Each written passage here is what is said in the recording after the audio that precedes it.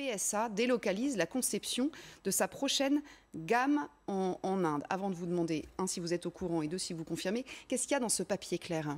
Alors, pour l'instant, ce que sort Maria n'est ni confirmé ni infirmé par la direction de PSA. Mais enfin, l'idée, ce serait que la conception de nouvelles voitures, donc des voitures thermiques, des voitures autonomes, soit confiée en effet à des ingénieurs indiens. Est-ce que vous avez une quelconque information là-dessus, Jean-Pierre Mercier ? Non, bien sûr que non. Maintenant, c'est pas nouveau que la direction de PSA délocalise à l'étranger, à la fois des usines de fabrication, mais aussi des centres de recherche et développement, d'engineering pour les nouvelles conceptions de voitures. Et c'est pas la seule boîte à le faire non plus, hein, d'ailleurs. Voilà. Pour le coup, oui, ils sont tous à la recherche de fabriquer avec le coût le plus bas possible. On est dans un système capitaliste qui fait que chaque actionnaire mandate son PDG, en l'occurrence Carlos Tavares pour le groupe PSA, pour dégager le plus de bénéfices possible. Et là, il joue évidemment avec la différence des salaires, et c'est une évidence. Alors, PSA a dit, mais ça fait très longtemps qu'on a une plateforme de recherche en Inde, comme on en a une à Shanghai, comme on en a une au Maroc, à Casablanca, etc. Certes, c'est vrai. Après, toute l'ambiguïté, c'est évidemment de jouer sur les mots, de dire que c'est uniquement pour le marché local. En fait, on sait très bien que c'est pour le marché mondial. Vous avez les usines PSA qui sont en Europe de l'Est qui aujourd'hui fabriquent essentiellement pour le marché occidental. Là, c'est même la conception même du modèle, manifestement, hein. On est sur la recherche et développement. Bien sûr, parce que les patrons de PSA se sont rendus compte que les ingénieurs chinois, indiens ou marocains ne sont pas plus bêtes que les ingénieurs français, mais PSA joue sur la concurrence des salaires entre les pays les uns contre les autres. Les ingénieurs sont payés 3 fois moins en Inde. Bien sûr. Alors après, on peut se poser la question du timing, évidemment, puisque c'est ça qui nous intéresse, bien entendu. On n'est pas naïf et on sait que les grosses boîtes souvent délocalisent à l'étranger, sauf que réécoutons ce que nous martèle le gouvernement depuis plusieurs semaines. C'est très important dans la stratégie qui est la nôtre aujourd'hui qu'avec nos partenaires industriels, on réussisse à relocaliser.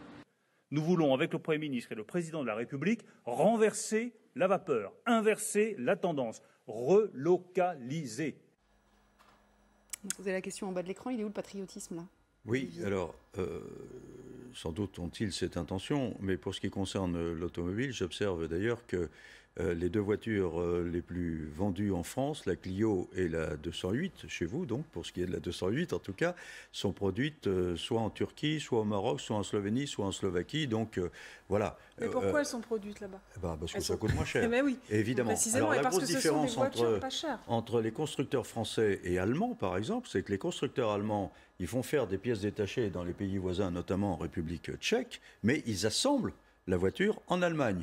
Et donc, quand ils disent que la voiture est allemande, ils peuvent dire à bon droit qu'elle est allemande parce qu'elle a été finalement fabriquée en Allemagne. En France, c'est malheureusement un peu différent. Et quand le gouvernement et Emmanuel Macron disent qu'ils veulent ramener en France la production industrielle et notamment automobile, il y a un vrai problème qui est celui des impôts dits de production, qui sont en fait des impôts contre la production, puisqu'on taxe les entreprises lorsqu'elles cherchent à s'armer pour pouvoir produire. Donc c'est quand même quelque chose d'absolument hallucinant.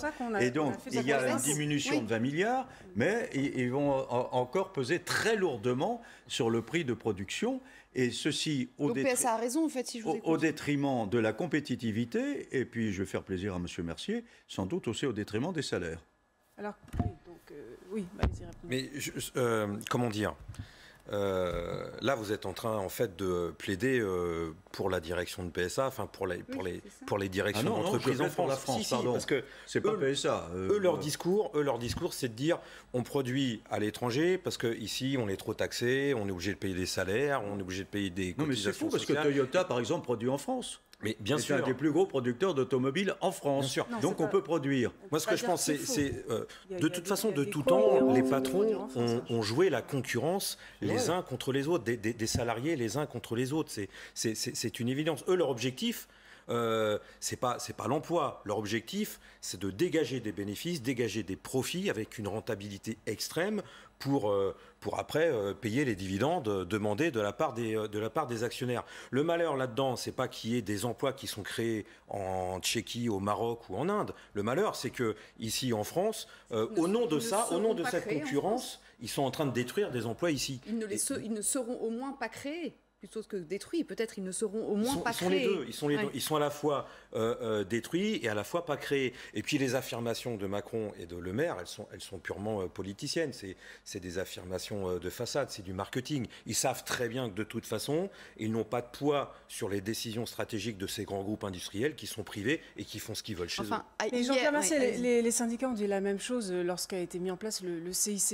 Ils ont dit c'est juste pour faire plus de profit, on baisse les impôts des entreprises, c'est un scandale, etc. Il n'empêche que même si ça n'a pas créé 1 million d'emplois, comme peut le dire le MEDEF de temps en temps, mais enfin au moins la moitié, puisqu'on estime que c'est à peu près 500 000 emplois, ça a quand même contribué à faire de la France un pays un peu plus intéressant pour les entreprises. Et la question, c'est que si vous... Si vous ne délocalisez plus, je ne vais pas faire un plaidoyer pour la délocalisation à tout craint, mais si vous ne délocalisez plus, comment vous faites pour rester concurrentiel sur le segment, je parle vraiment très précisément, le segment des voitures d'entrée de gamme, bon marché en gros, effectivement, Olivier citait la Clio par exemple. Comment vous faites? Alors les consommateurs français vont se tourner vers d'autres marques. Mais, plus intéressante. Donc on fait le jeu, en fait on est dans un système mondialisé, donc on fait comme les autres constructeurs automobiles. Et là pour le coup, c'est la guerre entre eux. Mais... Peugeot fait la guerre à Renault, Renault fait la guerre à Volkswagen, Volkswagen fait la guerre à Ford, à Fiat, etc. Ils sont en guerre entre eux. Et ils utilisent toutes les ficelles, toute la liberté qu'ils ont, de toute façon, pour jouer sur la concurrence entre les salariés. Mais on ne s'est jamais posé la question, moi je suis toujours effaré, une 208 qui est produite à Tarnava, en Europe de l'Est. Elle est produite à un certain coût, elle est vendue exactement le même prix que si elle était produite ici en France. Il y a des marges qui sont énormes de la part des constructeurs. Après, tout dépend ce qu'on fait de ces marges. Si c'est pour réinvestir, si c'est pour faire de la recherche et développement... Très clairement, chez Peugeot, les actionnaires ont décidé, maintenant, notre part des futurs bénéfices, ça sera de 25 à 28%. Parce qu'on ne se pose jamais le problème du coût du dividende. Combien ça coûte un dividende dans la production d'une voiture? En tout cas, ce n'est pas les salaires en France qui coûtent cher. Ce n'est pas les salaires. D'abord, les travailleurs ne coûtent rien. Vous l'avez dit vous-même, l'ingénieur indien coûte beaucoup moins cher que l'ingénieur français. C'est une évidence, on ne devrait même pas débattre là-dessus. Là, on débat sur la possibilité de relocaliser des activités Alors, il y a ça. Et puis... La baisse des impôts de production, ça ne suffit pas. Mais ça peut aider quand même à ce qu'on crée en France des produits à haute valeur ajoutée. Parce qu'encore une fois, on ne va pas se rapatrier des usines de fabrication de pare-chocs qui sont en Slovaquie, les rapatrier en France. Ça n'a pas de sens. En revanche, on peut créer effectivement des produits à haute valeur ajoutée comme la voiture thermique. Et c'est là où on a ce débat sur PSA. La voiture électrique. Oui, la voiture électrique. Pardon. Oui. C'est là où on a ce débat sur PSA qui en effet ferait de l'ingénierie en Inde pour le marché français. Là, c'est contestable. En l'espèce, justement, puisque c'est contestable, est-ce que politiquement, le gouvernement doit faire quelque chose, doit réagir, doit dire moi je ne suis pas d'accord? Politiquement, c'est pas bon. Si vraiment ça se confirme, politiquement, ça vient très mal dans le débat actuel. On dit on va relocaliser et boum, on va créer une voiture en Inde. Évidemment, c'est pas très cohérent dans le message. Mais pardon, sur les impôts de production, j'y reviens, c'est pas du tout pour servir PSA que je dis ça, ou quelle entreprise que ce soit. C'est vraiment l'État français, c'est-à-dire la nation française qui pénalise ces entreprises avec ses impôts de production. C'est complètement ridicule. Mais taxons autre chose. Taxons autre chose, mais pas ça. On taxe la capacité à produire. C'est quand même invraisemblable. C'est-à-dire que l'impôt de production, il intervient alors même avant même qu'on gagne le premier euro. C'est pour ça que les patrons demandent à ce qu'on les réduise. On a toujours un niveau de prélèvement obligatoire parmi les plus élevés du monde. Si vous écoutez le patronat, pour lui, il ne faut plus qu'il paye d'impôts. Il ne faut plus qu'il paye de cotisations sociales. Et s'il pouvait ne plus payer de salaire, il serait hyper content. Voilà, parce que là, du coup... et encore, je ne suis même pas sûr. Vous êtes sûr qu'on a rejeté pas un peu, je vais vous dire un chiffre. Dans le coût d'une voiture, de fabrication d'une voiture, les salaires aujourd'hui chez PSA, vous savez combien ça pèse? Ça pèse 9%. Oui. 9% seulement. Mais qui vous a parlé des salaires? Moi, je vous ai dit que justement, il faudrait mieux peut-être augmenter les salaires plutôt que de payer des impôts sur la capacité à produire.